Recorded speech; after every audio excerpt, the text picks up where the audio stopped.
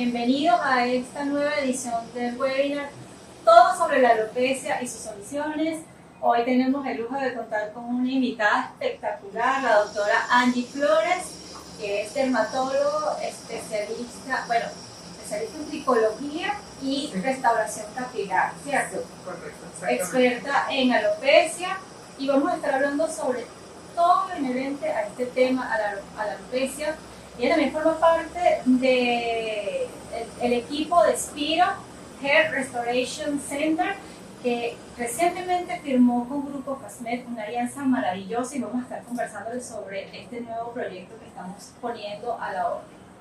Bienvenida. Gracias por la invitación a hablar de un tema que me gusta tanto como las alopecias.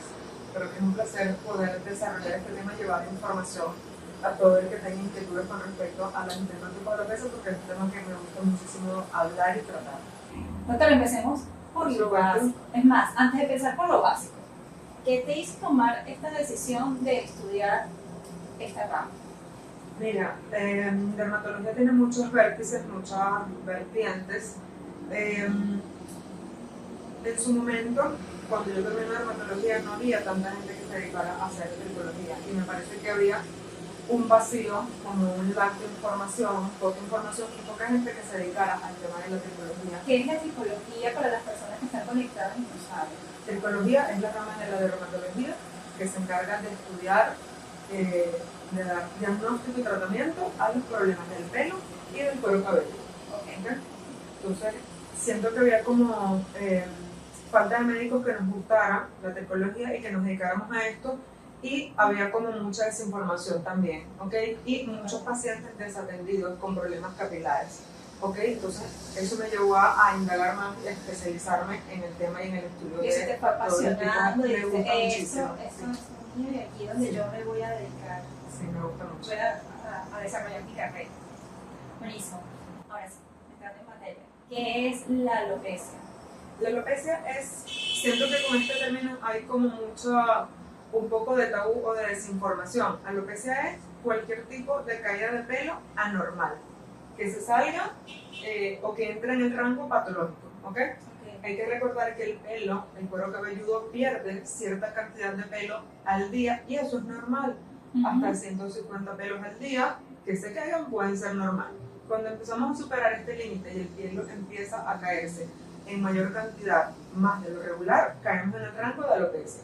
Que repito, es cualquier caída anormal del pelo, indistintamente de la causa. O sea, un puño de cabello, te estás bañando y haces así, y todo el tiempo estás como que dejando la estela de cabello por donde pasas, en tu cama, en el lavamanos, en la almohada, cuando te peinas. Eso pudiera ser anormal, eso que acabas de mencionar, que te pases la mano con cierta fuerza, o a veces ni siquiera necesitamos hacer fuerza y que nos quede un puño de pelo en la mano. No es normal, porque lo haces una vez y imagínate que lo hagas 10 veces al día. O sea, vas a superar seguramente esos 150 pelos al día. Entonces, esa caída que no es normal, que supere el límite anormal y que entre en el rango patológico, es alopecia. ¿Cuáles son los tipos más comunes de alopecia? Mira, hay muchísimos tipos de caída de pelo. La verdad es que hay muchos y se clasifican de distinta manera. El más frecuente y al que las personas suelen referirse más es la alopecia androgenética, que es la calvicie común, ¿ok? Es el típico paciente calvo, pero esta alopecia tipo calvicie también puede ocurrir o presentarse en pacientes femeninos. Entonces estamos hablando de alopecia androgenética, es la más común, pero además de esta hay muchos otros tipos de caída de pelo, ¿ok? Que responden a distintas causas. Ok, doctora, ¿cuáles son esas causas más frecuentes que hacen que las personas tengan alopecia? Si nos vamos por el lado de la alopecia androgenética, que es la más común, en principio suele haber una predisposición genética a que un paciente tenga calvicie o alopecia androgenética, ¿okay? Muchas veces esto puede conjugarse con factores ambientales, pero siempre la predisposición, siempre el punto común es que hay una predisposición genética para esto, ¿ok? En el caso de la calvicie común.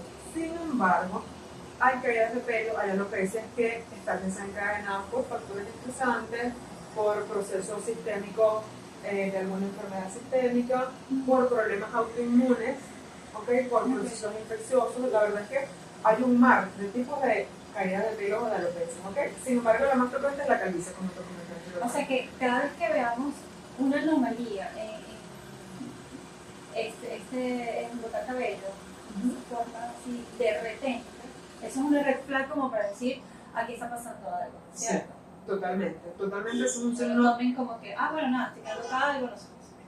No, es un signo de alerta y ojo, puede ser algunos de estos tipos de alopecia, pero a veces la piel y el pelo nos habla de procesos sistémicos.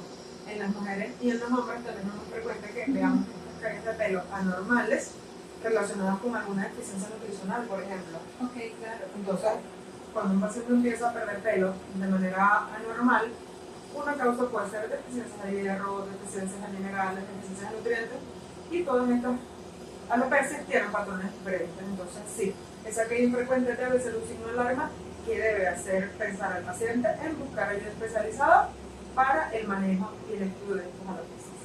Ok, buenísimo. ¿A partir de qué edad pueden empezar a aparecer estos signos? Mira, hay alopecias que se presentan en pacientes pediátricos, ¿ok? En niños.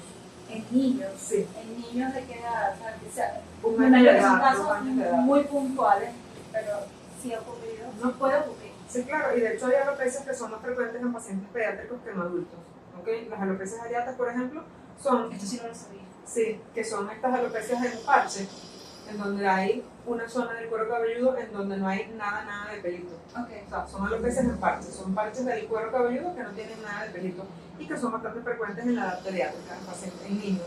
Que no tiene nada que ver cuando un bebé, por ejemplo, muda su cabello por primera vez, que siempre tiene como áreas irregulares. Esas áreas no. No. Esa es otra cosa que no tiene nada que ver. Es otra cosa. ¿Okay? Ya en edad preescolar podría ser. Sí. Okay. En pacientes preescolares pueden eventualmente, en algunos casos, lo primero que los papás notan, y es muy llamativo porque tienes todo el cuero cabelludo cubierto del pelo normal y luego ves como pedacitos como moneditas. Ajá, o parchecitos ahí. Parchecitos irregulares completamente calvitos. ¿Ok? Estas son alopecias que son reversibles, siempre y cuando coloquemos tratamientos de manera oportuna y tratamiento evidentemente eficiente y específico para esos tipos de caída de pelo. ¿Okay? ¿Esto solamente ocurre en el cabello capilar o también en cejas y en pestañas? Sí, y en barba también. Sí. Ok, bueno, me refiero a los niños, pero en personas, también en barba. Sí, la alopecia areata puede ocurrir en el cuero cabelludo, en los pelitos de las cejas, en el caso de los pacientes pediátricos. Y en los adultos podemos tenerla en la barba, en las zonas del bigote, básicamente en cualquier parte donde tengamos pelitos. ¿Ok? Ok, ¿esto puede ser reversible? Sí, este tipo de alopecia es totalmente reversible. Ella normalmente está desencadenada por factores estresantes. Suele haber alrededor del inicio de este tipo de alopecia algún detonante que suele ser un factor estresor, que es lo que produce la caída del pelo. Okay. Sea en pacientes pediátricos o sea en pacientes adultos, y es totalmente reversible siempre y cuando coloquemos un tratamiento de manera oportuna y efectiva. Ok, yo vamos a hablar sobre eso. Es una de las cosas que ahorita iba a tocar, o sea, el estilo de vida definitivamente influye en la alopecia, o sea, es un factor desencadenante de la alopecia, también la alimentación, el estilo de vida. Totalmente. El estrés por sí solo, que creo que es una palabra que utilizamos como con demasiada deportividad para el impacto tan importante que tiene en la salud. Sí. Se ha normalizado ya vivir con estrés. Sí, y no es normal. No. Pero el estrés por sí solo puede ser una causa que condicione caída de pelo, que produzca alopecia, ¿ok? Y por otro lado, puede agravar cualquier otra alopecia, entonces es un factor externo que no depende necesariamente de la condición del paciente, que nos puede empeorar la caída de pelo. Ok, ya veo que estamos empezando a tener las primeras preguntas, ya vamos a leerlas. Vamos a acumular un par de preguntas más y comenzamos ahí a resolverlas. Y otras cosas que están relacionadas con el estilo de vida que pueden tener relación con las caídas de pelo, la alimentación definitivamente. El sobrepeso incluso se está relacionando últimamente, eso es algo que está como muy reciente, como muy en boga, se está relacionando el sobrepeso y el síndrome metabólico, que son estos pacientes que tienen sobrepeso, hipertensión arterial, algún otro problema metabólico tipo diabetes o resistencia a la insulina, con alopecia androgenética, con la calvicie. Okay. Entonces, si eres un paciente con calvicie o que estás pasando a perder pelo y tienes sobrepeso, lo primero que deberíamos hacer es modificar nuestros estilos de vida, porque Sí, o sea, hay muchas causas, pero además de la genética, del estrés, la alimentación y nuestro estado general de salud puede influir en la caída del pelo. ¿De acuerdo? Bueno, hablemos sobre los mitos, como la parte más divertida del webinar, de muchos incluyendo. Bueno, ya esto lo hablábamos, es cierto que el estrés causa alopecia, bueno, ya está más que claro, Totalmente. ¿Es verdad que usar gorras o sombreros puede provocar pérdida de cabello? Mira, esto es un poco mito, ¿ok? El sombrero directamente o la gorra no directamente producen alopecia, ¿ok? Indirectamente podrían empeorar la caída de pelo si somos un paciente que tenemos algún tipo de dermatitis y que esa dermatitis pueda empeorar por el uso de gorro o de sombrero. Secundariamente pudiéramos exacerbar o facilitar que el pelo se caiga. Pero es más mito, o sea, la gorra o el sombrero por sí solo no producen, directamente no producen caída de pelo, es un mito. Deportistas, las personas que andan en moto, bueno, cascos también. Yo creo que también puede ser un tema en que si tienes, exacto, algún hongo, un tema dermatológico, entonces la higiene de la gorra, todo esto, y lo tienes ahí atrapado tantas horas, a lo mejor el sudor, qué sé yo, podría provocar, estimular la caída de cabello, pero no necesariamente por el uso de la gorra. ¿Sí? Exactamente. Por ejemplo, un paciente con dermatitis seborreica o un honguito del cuero cabelludo, que sean las tiñas, la gorra, el casco o el sombrero pueden favorecer más sudoración o pueden favorecer un ambiente más cálido, más caliente, que favorezca, por ejemplo, que haya más honguito o más sudoración o más grasa y estas dermatitis de base empeoren. Cuando esas dermatitis de base empeoran, puede haber más inflamación y pudiera haber caída. ¿Okay? Entonces, en ese sentido, estos artefactos para la cabeza pudieran empeorar la caída de pelo, pero no directamente. No es que se me va a caer el pelo solo por usar gorra todos los días. No es que ocasiona, claro, sobre todo si, no sé, si estás en un sitio con humedad y colocas tu casco, tu gorra en ese sitio, o te quitas el uniforme, si eres un deportista, por ser pelotero, y tienes todo eso dentro de un bolso con humedad y después te lo vuelves a colocar, pues obviamente no va a ser la gorra, sino toda la humedad que quedó ahí adherida a tu gorra, pues se va a transmitir a tu cuero cabelludo. Productos de cabello como tintes, tratamientos químicos, gelatina, que tanto usan. ¿Es el mismo caso que con las gorras o no? ¿O esto sí puede ocasionar alopecia? Aquí hay varias. Depende de la marca, si es químico, no sé. Depende, por ejemplo, las gelatinas por sí solas no producen caída de pelo. Okay. Por ejemplo, o las ceras para estetizar el pelo, para moldear cabello. Por sí solas no. Otra cosa son los tratamientos químicos como los tintes o los alisados, ¿okay? Que en buen uso no deberían generar caída de pelo. ¿Okay? ¿A dónde voy con el buen uso? Vamos otra vez con las dermatitis. Si eres un paciente con una dermatitis de base, utilizas algún tratamiento químico que empeore esa dermatitis de base, otra vez vamos a generar inflamación y pudiera caerse el pelo con más facilidad, ¿ok? Pero el tratamiento en sí, si se utiliza de manera correcta, no debería generar caída de pelo, ¿ok? Pero por otro lado están, por ejemplo, los tratamientos alisantes o las decoloraciones, que son tan frecuentes en las mujeres, si pudieran generar un daño externo traumático en la hebra, ¿ok? Claro, lo debilita. Sí, lo debilita y puede incluso partirlo. Y el mal procedimiento también en el sitio, si lo haces con una persona experta en un sitio que realmente está calificado para hacer un buen tratamiento, un buen tinte, bueno, corres a los menos riesgos. Pero si vas a cualquier sitio o lo haces algo casero con alguien que está experimentando con tu cabello, pues el riesgo me imagino que es muchísimo mayor. Sí, y es muy frecuente en las pacientes femeninas, que solemos hacernos mucho tratamiento cosmético en el pelo. Pero recientemente los hombres también. También, sí. Entonces, es un tema. En ese caso, el pelo no se cae de raíz, el pelo suele caerse en algún trayecto del largo del tallo piloso. Exactamente. Se quiebra, se rompe o se parte en algún largo, aunque la raíz permanezca bien, pues el pelo se secciona en alguna parte del tallo piloso. Ok, doctora. ¿La alopecia es hereditaria? La alopecia androgenética o calvicie común es 100% hereditaria. En estos casos siempre hay un factor genético predisponente, a veces es más evidente que otros y eso es importante, ¿ok? A veces el papá, a veces el abuelo, a veces el tío, pero a veces la alopecia androgenética se salta algunas generaciones, aunque los genes estén allí, pero siempre hay un componente genético, aunque a veces sea más evidente y a veces no tanto, pero siempre lo hay en la calvicie común o alopecia androgenética. Okay. Yo creo que casi todos tienen un antecedente de calvicie en su familia, ¿verdad? Sí. Que no necesariamente quiere decir que la generación siguiente la va a heredar, pero en algún momento sí va a aparecer esa condición de alopecia, en alguna de las generaciones. Debe ser como que, bueno, es porque tu tío fulano es así, o porque tu abuelo era así, porque tu papá tiene cabello, pero no, entonces es porque tu abuelo era calvito. Heredamos los genes, pero que puedes saltar, no es que es generacional. Pero que seamos capaces de expresar esos genes es otra cosa. ¿Okay? A lo mejor papá también tiene esos genes, y es nomás para que tú los heredes, papá también los tiene. Solo que en papá no se expresaron esos genes.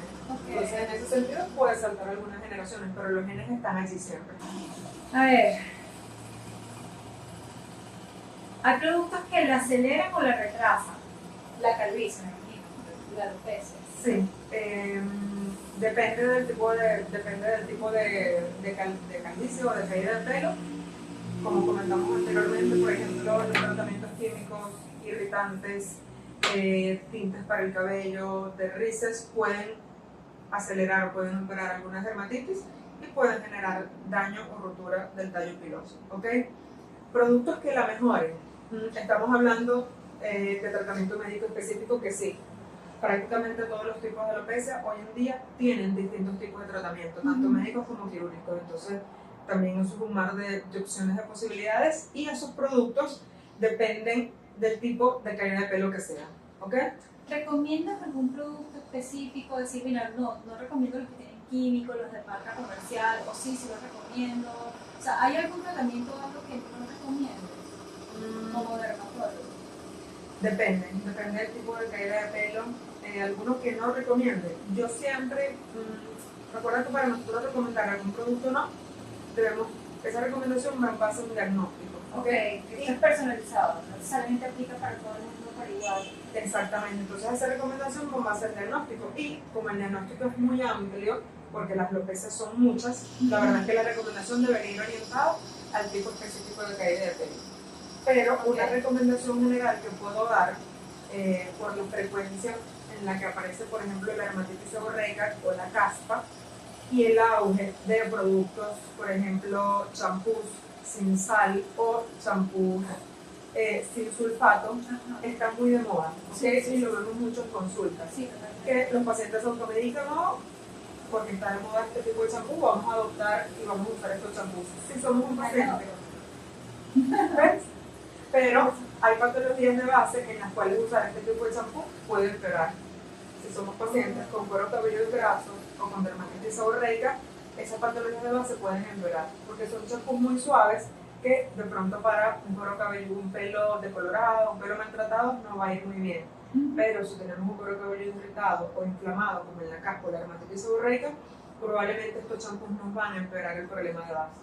Entonces, siempre me gusta que el paciente, cuando va a utilizar estos champús, lo alterne con un champú habitual, con un champú normal. ¿De acuerdo? Para tratar de balancear esa fórmula de limpieza. Perfecto. Esta es una pregunta que me surge ahorita, no está dentro de la misma realidad. Champú anticaspa, champú anticaída, ¿son realmente efectivos? Bueno, vamos a ver, puede ser mito, vamos a ver. El champú anticaspa sí, son totalmente eficaces. Hay champús anticaspa medicados, de hecho, con distintos tipos de componentes y son parte del tratamiento medicado que indicamos en consulta, los champús anticaspa. ¿Okay? Sí, nos ayudan a regular un poco lo que es la secreción de grasa, los pacientes que tienen de pronto picor, picazón o descamación. Blanca, mejora mucho con un champú bien indicado, ¿okay? Para la caspa o para la dermatitis seborreica. Están, por otro lado, los champús anticaída. ¿Okay? Hay algunos más recientes con fórmulas que fortalecen un poco más el tallo piloso. Sin embargo, hay tratamientos más eficaces para la caída de pelo que el champú, porque el champú no está durante tanto tiempo en contacto con el cuero cabelludo como para que penetre y nos genere un efecto realmente que el paciente diga, mira, estoy viendo una mejoría real. ¿Okay? Entonces, el champú anticaída no me gusta tanto como el champú anticaspa, porque siento que hay tratamientos más eficaces para la caída de pelo que un simple champú. Claro. A ver, pero entiendo yo que tú puedes utilizar tu champú anticaspa, pero no necesariamente te lo va a curar porque debe ser que tú vayas a una consulta y te detecten qué es lo que te está ocasionando esa resequedad capilar, ¿cierto? Exactamente. Que la sequedad puede ser parte de la dermatitis seborreica, ¿ok? Pero esa resequedad también puede verse otros factores. Porque puede ser, bueno, tengo una caspa, debe ser que, no sé, no te quitas bien el champú, debe ser que no te estás quitando o te estás colocando demasiado enjuague, entonces quedan como residuos ahí. O sea, uno suele tomar conclusiones o sueles buscar en internet y realmente lo más responsable es que acudas a tu cita con un dermatólogo de confianza y que te pueda examinar y decir, no, realmente la raíz de tu resequedad capilar se debe a alimentación, se debe a un producto que estás utilizando, se debe a un hongo. Se debe al estrés. El estrés, exacto. Sí, la verdad es que sí es posible que pase lo que tú acabas de comentar, que Ya vas a silenciar el audio. puede pasar que por cierto tipo de producto para la higiene capilar se empeore la caspa, por ejemplo. Pero esa no es la única razón por la que aparece. Entonces, el paciente sí tiene que ir a consulta, porque además hay distintos tipos de dermatitis seborreica y se tratan y se abordan de manera distinta. Okay. Y si bien los champús para la dermatitis seborreica son de venta libre, tienen distintos componentes y están indicados para distintos tipos de caspa o distintos tipos de dermatitis seborreica. Claro. Y bueno, evidentemente se individualiza ese tipo de dermatitis seborreica, el tipo de cuero cabelludo e inclusive el tipo de pelo que tiene el paciente para indicar el mejor champú o el mejor tratamiento. Pero eso lo determina el dermatólogo en consulta, que era lo que estamos hablando ahorita. No sé si se perdieron algo porque se pausó el audio. Pero estamos hablando de que lo más responsable es que las personas asistan a consulta para saber cuál es la raíz que está ocasionando, en este caso, o la caída de cabello o la dermatitis que puedan tener, esa caspa que puedan estar teniendo. Entonces, además de la evaluación médica, en consulta solemos disponer de otros instrumentos, como la espectroscopía, que nos permite hacer una evaluación microscópica del cuero cabelludo y del pelo. Entonces eso nos da hallazgos particulares en cada paciente que nos permiten individualizar el tratamiento. Entonces al final el paciente va a tener un buen resultado, ¿okay? En el tratamiento tanto de las dermatitis como de las alopecias. ¿Okay? Ok, perfecto, doctora.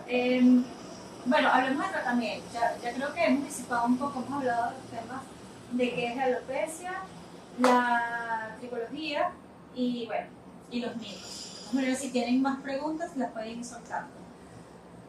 Tratamientos disponibles. Aquí es maravilloso porque en vista a todas estas inquietudes y la falta de información que todavía existe hoy en día, hemos hecho esta alianza maravillosa. Esto es parte de las soluciones. ¿Cuáles son esos tratamientos más comunes que ofreces como dermatólogo o que recomiendas? Para la caída de cabello, para la alopecia. Me voy a centrar esta respuesta en la calvicie, ¿okay? En la alopecia androgenética. Actualmente, y siento que hay muchos pacientes con calvicie, con caída de pelo, que no saben si existe tratamiento médico. O sea, tradicionalmente, cuando al hombre, que es en donde vemos con más frecuencia estas patologías, se le empieza a caer el pelo, yo siento que el paciente se resigna. Sí, lo asume como que ya me tocaba porque mi papá es así y porque bueno, ya a los hombres se nos cae el cabello. Bueno, voy a empezar a usar gorra, me empezar a rapar el pelo, le rezaré a Dios a ver si se para la caída. Pero no tiene por qué ser así. Actualmente hay tratamientos muy efectivos para detener la caída del pelo y para hacer que crezca el pelo que ya se cayó. ¿Okay? Y dejo como tip, mientras más rápido nosotros tratemos esa caída del pelo, el resultado va a ser mejor. Okay. Cuando esa caída del pelo tiene mucho tiempo, pasan años y no se trata, esos pelitos van muriendo. Entonces, se van debilitando. Exactamente. Y ahí sí como que el folículo puede morir y la respuesta del tratamiento puede ser peor. Okay. Entonces van a mejorar más mientras más rápido acudan a consulta, ¿okay? Pero para esos pacientes que ya se les cayó el pelo, que tienen 10 años y nunca acudieron a consulta, también hay tratamiento. Tenemos tratamiento médico y tenemos tratamiento quirúrgico, tratamiento tipo trasplante capilar. Entonces hay muchísimas opciones de tratamiento. El paciente no debe resignarse a quedarse sin pelo, no debe resignarse a la calvicie, no debe resignarse a la depresión, a la ansiedad que genera esa caída de pelo, porque tiene solución y tiene tratamiento. Claro, ¿okay? Buenísimo. Hablemos de tecnología de vanguardia, tecnología robótica. Sí. Cuéntame en qué estás ahorita. Mira, la tecnología robótica a la disposición de la calvicie, estamos hablando de un robot que se llama Artas ISI, que es la última versión del único robot del mundo que se encarga de restauración capilar, de trasplante capilar. ¿Okay? En Spiro Hair Restoration Center contamos con ese robot y es parte del arsenal terapéutico quirúrgico que nosotros hacemos como solución al problema de la calvicie. ¿Okay? Este robot, su único trabajo es hacer restauración capilar, hacer trasplante capilar. Trasplante capilar. Es la última versión que hay en el mundo, es el primero que se instaló en Latinoamérica de su tipo y lo tenemos acá en Caracas, en Santa Paula. La técnica que utiliza el robot se basa en la técnica de trasplante manual. ¿Qué significa esto? Que el robot tiene la capacidad de extraer uno por uno las unidades foliculares que necesitan ser trasplantadas normalmente de la zona posterior, que es la que tomamos como zona donante para el trasplante capilar, para luego ser insertadas en la zona frontal, dependiendo de cuál sea esa zona donante, según el patrón de caída de pelo de cada paciente. Claro. ¿Ok? Claro. Pero también tenemos técnicas manuales que también están a la disposición de las pacientes. ¿Ok? Perfecto. Ahora, esta técnica está ahorita en otros sitios, solamente la está ofreciendo Spiro aquí en Venezuela. En Venezuela nosotros tenemos el único robot. El único robot que hay en Venezuela lo tenemos nosotros. De hecho, este es el primero que se instaló en toda Latinoamérica. ¿Ok? Y tenemos nosotros este aquí en Caracas y hay otro en México. Del resto de Latinoamérica no está disponible el Artas ISI. Y ahora con esta alianza entre el Grupo FASMED y Spiro Hair Restoration Center, pues lo ponemos a su disposición para que puedas tener la oportunidad de restaurar tu cabello. ¿Cómo funciona este procedimiento? Bueno, sí, lo estás explicando, pero más a fondo, ¿cuántas unidades foliculares? ¿Cómo es el procedimiento completo? ¿Es indoloro? ¿Si duele? ¿Cuántas semanas tarda? ¿Cualquiera puede aplicar? O sea, todos estos detalles. Mira, la principal indicación de quién puede someterse a este procedimiento son los pacientes que sufren de calvicie, es decir, alopecia androgenética. Esa es la principal indicación para hacer un trasplante de pelo, sea robótico o sea manual. ¿Okay? Estas son preguntas muy frecuentes en la consulta, creo que son dudas muy comunes a muchos pacientes que quieren someterse al trasplante capilar. El procedimiento, sea robótico o no es doloroso, ¿okay? Utilizamos una anestesia local y por las anestesias odontológicas similar, ¿de acuerdo? Eso nos permite que el procedimiento no sea doloroso y el tipo de anestesia especial que nosotros utilizamos permite que el paciente no tenga dolor, inclusive en el postoperatorio. Entonces la respuesta es que no, esto no es un procedimiento para nada doloroso, ¿de acuerdo? Se coloca, no, para nada. De hecho, por ahí en nuestras redes sociales ya estamos colocando información sobre esta alianza, sobre esta tecnología de vanguardia, y a veces sí, visualmente impacta, no lo niego. Entonces, la pregunta que viene a la cabeza de primera mano es: ¿esto debe doler? ¿Cómo es ese procedimiento? ¿Cuánto tiempo estaré así? Ese tipo de seguro. Los procedimientos de trasplante capilar son procedimientos relativamente largos, pueden durar, en promedio duran unas 8 horas, ¿ok? En todas partes del mundo eso es el periodo de tiempo que tarda en realizarse un trasplante capilar, se realiza en un día. Es un día, no hay varias sesiones. Normalmente, según el tipo de patrón o la severidad de la caída de pelo del paciente, ¿ok? Con la mayoría, con una sesión de trasplante capilar es suficiente, pero esto, bueno, es muy individual entre cada paciente. Recuerden también, disculpa que le interrumpa, es que esto viene previo a una evaluación. Entonces viene con una evaluación aparte. Luego, si aplicas, pues tiene también una serie de exámenes de laboratorio, unos exámenes preoperatorios, donde también te van a dar una consulta personalizada y ahí sí pueden ejecutar el procedimiento de la restauración capilar. Sí. Ese sería el camino. El paciente va a acudir a una evaluación médica, hitroscópica, microscópica, como cualquier procedimiento quirúrgico. Hay que hacer unos exámenes para nosotros asegurarnos que el paciente está en condiciones físicas para ser sometido a este procedimiento y bueno, finalmente se hace el procedimiento aproximadamente 8 horas, de 8 horas continuas. La recuperación es bastante llevadera, el paciente no tiene dolor en ningún momento, de hecho puede reincorporarse a sus actividades. Yo preguntar eso. Si la persona trabaja o hace deporte, ¿cuánto tiempo se puede reincorporar a sus actividades de día a día?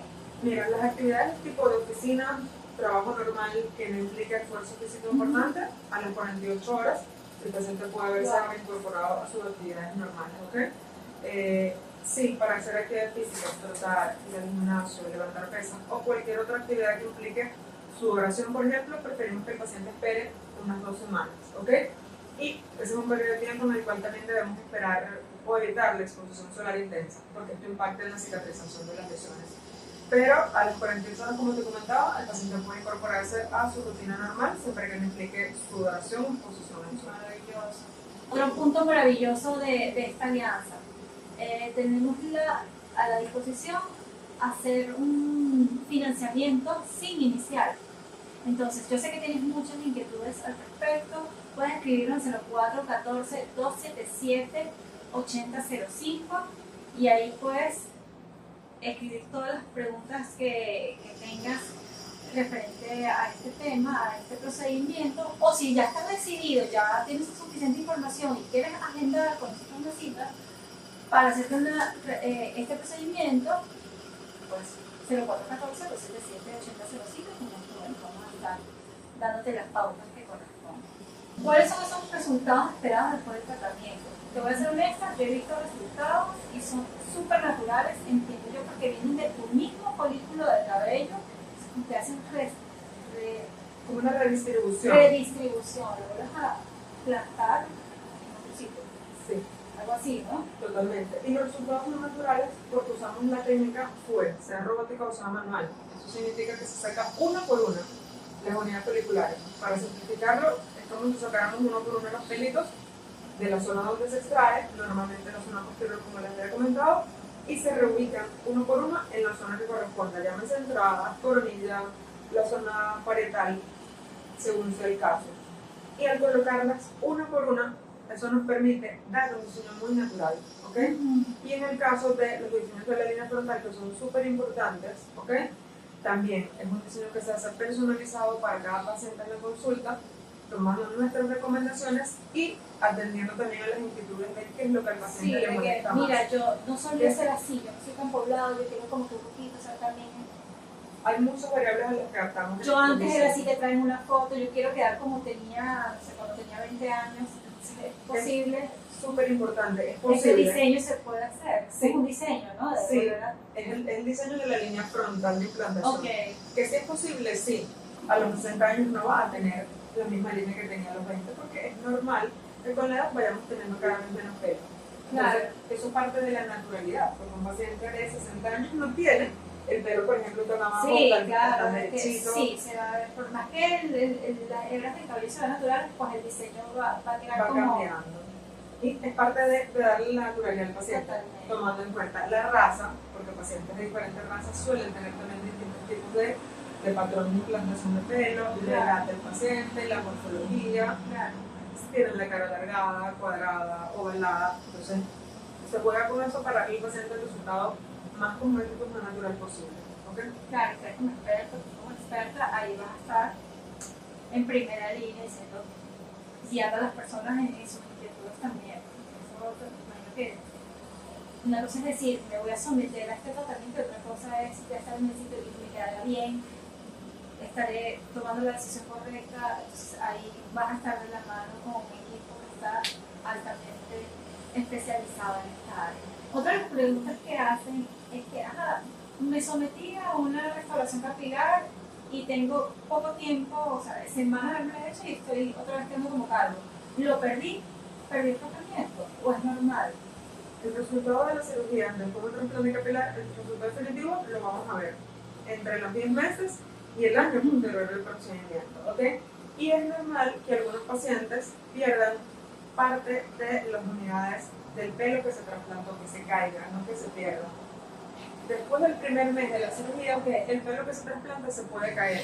Lo importante es que nosotros estamos trasplantando la raíz, el bulbo, el folículo piloso completo. Y ese es el que queda allí. Ese es el que queda. Que va a sembrar. Ese es el que va a hacer que salga el pelo una y otra vez. Que si se corta crece, que si se sale crece, que si lo extraemos crece otra vez. ¿Okay? Eso es importantísimo y me encanta que me hayas preguntado porque es una inquietud frecuente en el periodo postoperatorio. ¿Okay? Y eso es natural. parte del proceso que antes de que salga el pelo definitivo, que se va a quedar con nosotros para siempre, el pelito anterior caiga. ¿Okay? Entonces suele generar un poco de ansiedad en el paciente post-trasplantado cuando entra en esa etapa, pero es totalmente normal que se caiga antes de que salga nuevamente. No quiere decir que perdiste el tratamiento ni nada, o sea, es parte normal de este procedimiento. Del proceso de recuperación posible, totalmente normal. No, ¿cuánto tiempo hay que transcurrir para que tú digas, ya, este fue el resultado final, así que Al año después de la cirugía. al año? Al año O sea, después de la cirugía. durante ese año pueden ocurrir muchos cambios de adaptación.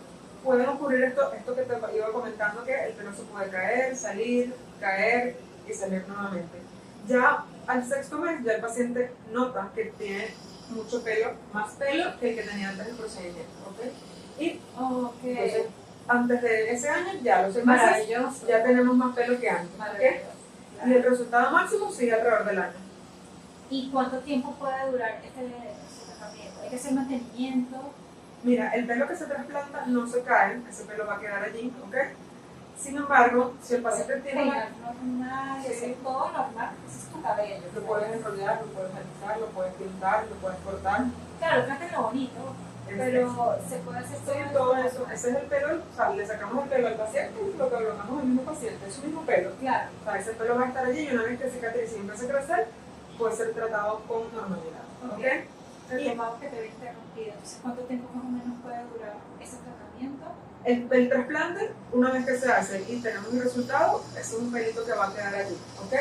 El pelo que no se trasplanta y está en las zonas de alopecia puede caerse, es distinto el pelo que recién trasplantamos y el pelo que era de esas zonas que no han recibido tratamiento. ¿Ok? A ver si entendí, o sea, el que tomaste como muestra, ponte que normalmente es acá que los hombres suelen notar aquí cabello. Hablando del caso de los hombres, las mujeres no se sientan discriminadas. Por ejemplo. Entonces, me lo hice a los 50 años. Ajá. Lo tomaron de cada de las folículas, me hicieron el trasplante. A los 60 años ya boté lo de acá. Y quedé calvo, pero estos siguen aquí frondosos, entonces tendría que hacerlo por la inversa. Tomar los folículos de acá y trasplantarlos para acá. No, este pelito de acá, yo no sé si tú habrás visto alguna vez algún calvito muy calvito, que siempre les queda este pedacito de acá. El calvito más calvito siempre tiene una franja de pelo en esta zona. El pelo de esa franja no se cae, por eso tomamos ese pelo, porque aunque la alopecia avance hasta su último estadio, ese pelo siempre va a quedar. Siempre hay Uno una dice, franja que se no me quiero resiste a caer. morir. Claro. De esa franja es que tomamos el pelo para el trasplante, porque sabemos que no se va a caer. ¿Ok? ¿A qué me refiero? Vamos a suponer que hiciste un trasplante en la zona frontal. Ese pelo que te colocamos en la zona frontal no se va a caer. Pero cuando un paciente tiene alopecia androgenética calvicie, toda esta zona, hasta la coronilla, tiene potencial probabilidad de caerse, dependiendo de cada paciente. Entonces el pelo de la coronilla, si no recibe tratamiento médico, dependiendo del paciente, se podría caer. El pelo que no es trasplantado. Ya. ¿Y quiénes son las personas ideales que pueden aplicar este tipo de procedimientos? Todos los pacientes con alopecia androgenética, si tienen una buena zona donante, son candidatos a realizarse un trasplante de pelo. Esa es la principal indicación, la calvicie común, tanto en hombres como en mujeres. ¿Ok? Tanto hombres como mujeres con calvicie pueden ser sometidos a este procedimiento. Adultos, sí. Porque para niños es recomendable. Hay indicaciones para pacientes, para niños también. Hay algunos casos, por ejemplo, cuando tenemos cicatrices que comprometan muchísimo la estética del paciente. Y bueno, son pacientes que pueden sufrir de bullying, de ansiedad, de depresión, aunque no es la principal indicación. ¿Okay? También hay casos en los que pudiéramos hacer trasplante de pelo en niños, también existe. Puede suceder. Sí. ¿Pueden tomar sol las personas con reciente o hay que cubrir la zona? Preferimos esperar unos días porque cuando recibimos sol eso produce una alteración en la cicatrización. Entonces preferimos que por lo menos un mes sin exposición solar intensa, tipo acudir a la playa, acudir a la piscina. Ajá, piscina, pero no haciendo natación. No, en el primer mes no pudiera, posterior, no, eso nos puede inflamar, eso puede infectar las heridas, entonces el primer mes posterior a la cirugía sí debemos la verdad tener estos cuidados. Bueno, son los cuidados de una cirugía Normal. normalmente que todo el mundo ya sabe que puede ocurrir. Doctora Andy, ¿qué diferencia hay? Yo sé que eso ya lo hemos venido tocando, pero como para repasar la información. ¿Qué diferencia hay entre un trasplante capilar y un trasplante de cejas? Okay. El trasplante de ceja es un tipo de trasplante capilar.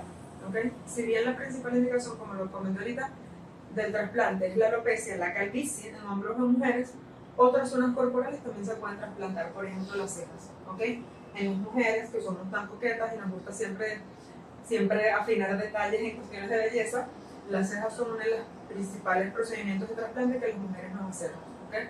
Los pacientes que no tienen buena densidad o que tienen una cicatriz y han perdido pelo o que por tracción repetida, porque cuando nos sacamos mucho las cejas llega un momento en que los pelitos dejan de salir, o naturalmente eres una paciente con cejas muy delgadas o muy escasas, puede ser una paciente candidata a hacer un trasplante de cejas. ¿Okay? Okay. Las barbas que están tan de moda, pueden, Sí, la zona de la zona de la barba puede ser sometida a trasplante. Es decir, un paciente que no tenga o que no la tenga definida puede realizarse un trasplante de barba, un trasplante de bigote. Se puede definir, o sea, hacer Sí. como un diseño, Sí. ese estilo y O un paciente que tenga huequitos o la tenga muy asimétrica. Doctora, en esta zona no me sale casi pelo, a diferencia de esta que está más tupida. Bueno, podemos darle más simetría, por ejemplo, a esas Exacto. barbas. ¿Okay? Al bigote también podemos jugar con esa estética del bigote. Cicatrices, por ejemplo, en la ceja o cicatrices importantes en el cuero cabelludo, pueden mejorarse con trasplantando esas áreas de cicatrices también para mejorar el efecto estético. ¿Hay algo con indoloro o ahí sí puede ser indoloro? Puede ser doloroso. No, porque siempre utilizamos anestesia. Todos los tipos de trasplante capilar ¿Y vos? tampoco. Tampoco porque la anestesia que nosotros utilizamos nos cubre durante el procedimiento y hasta el día siguiente. O sea que el dolor no es No, excusa. el dolor no es una sé que es una inquietud frecuente entre los pacientes, pero el procedimiento no es doloroso. ¿Ok? No es doloroso. Vamos a ver. Bueno, vamos a repensar los cuidados posteriores a ese trasplante capilar. Ya lo venían diciendo, hay que tener como un reposo de varios días para volver a tu jornada laboral en este caso, a salir a la calle, pero de ir a la playa, hacer actividades más extremas, piscina, por lo menos un mes, ¿cierto?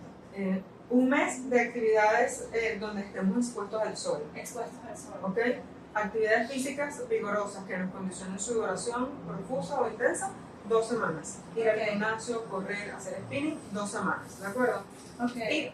Y incorporarnos a una rutina normal de oficina donde no hay una actividad física muy intensa o muy vigorosa, un par de días, ¿de acuerdo? Ok, en cuanto a barbas, una vez que se hace ese trasplante, ¿cuánto tiempo se puede afeitar la persona? 2 semanas. ¿En 2 semanas ya se puede estar afeitando? Sí. Okay. ¿Con máquina, con tijera, como o sea? cualquiera de las dos cosas, después de esas 2 semanas que ya la cicatrización haya avanzado, que no tengamos costricas, pudiéramos en principio, recomendamos que sea con tijera, ¿ok? Ok. En principio, porque es más delicado, esa zona puede estar un poco sensible. Sí, hay es personas más, que tienen las pieles más sensibles que sí. otras. Y hay pacientes con distintos tipos de umbrales al dolor. Entonces, en principio es más delicado con tijera. ¿Ok? Y personas que también cicatrizan más rápido que otras. Entonces, Sí, creo que normal. el indicador va a ser que se caigan los costricos. Es importante antes de tocar esa zona que ya no tengamos costricas. En los Para pacientes ir que la hacen. al barbero o a la peluquería, aplicarte cualquier químico en el cabello, pues por lo menos que haya sanado esa área, ¿no? El cuero cabelludo. Para los químicos, sí. Por lo menos un mes antes de volvernos a pintar el pelo, antes de hacernos cualquier tratamiento químico. Ok, buenísimo.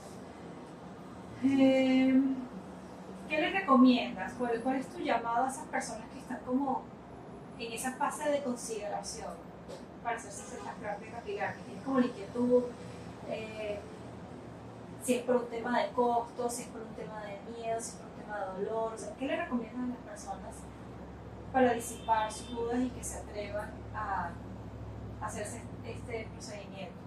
Mira, en principio, yo quiero que los pacientes que tienen caída de pelo, que tienen calvicie, sepan que hay tratamiento disponible, ¿ok? Porque la mayoría piensan que no. Entonces, uno, hay tratamiento para la calvicie, y entre ellos está el trasplante capilar. Número 2, el trasplante capilar en Spiro Restoration Center tenemos tecnología robótica, tenemos tecnología manual, manejamos prácticamente todos los tipos de técnicas para trasplante capilar. Y suele ser menos costoso de lo que el paciente piensa, ¿ok? Sí. Porque el tema administrativo suele ser una duda muy frecuente. El paciente muchas veces deja de consultar por temor a los costos, ¿ok? Pero, aunque el precio puede variar entre un paciente y otro, normalmente se individualiza, suele ser menos de lo que el paciente piensa. Y además de eso, contamos con financiamiento. Entonces, ¿cuál es mi llamada final? Si tienen alguna duda que no fue aclarada durante el webinario, con gusto se pueden canalizar y tratar de disipar esas dudas en la consulta. Más información más específica sobre el procedimiento o sobre si eres candidato o no, o si hay una mejor opción de tratamiento que no sea trasplante. Todas esas dudas las podemos aclarar en consulta, después de evaluar al paciente clínicamente, después de hacer esa tricoscopía y bueno, luego disipar también las dudas administrativas. Es así. Y creo que no lo mencioné en el corte anterior, pero hablando del financiamiento, la aprobación del financiamiento es en 48 horas, o sea que es súper rápido. Sin iniciar, maravilloso. Es parte de los esfuerzos que hemos hecho de lado y lado entre ambas empresas para poder ofrecer un servicio de alta calidad, de alto impacto, de manera accesible, sin necesidad de salir del país. Sí, Ya por ahí estás ahorrando mucho dinero. Y de manera segura, con especialistas venezolanos confiables y que estamos aquí a la disponibilidad y a la mano del paciente. Para finalizar, doctora Angie, ¿cómo pueden tener los interesados más información? Bueno, cerramos dando nuevamente los datos, 0414-277-8005 y ahí vamos a estar de la mano con ustedes con todas las inquietudes que puedan tener. Bueno, doctora, muchísimas gracias por venir acá nuevamente, gracias por disipar inquietudes mías y de personas que yo sé que van a seguir escribiendo en este webinario y gracias por asistir. Gracias por invitarme nuevamente, es un tema del que me encanta hablar. Espero que haya servido para aclarar algunas dudas y a los que les quede alguna duda los esperamos en la consulta. Vale, gracias. Chao.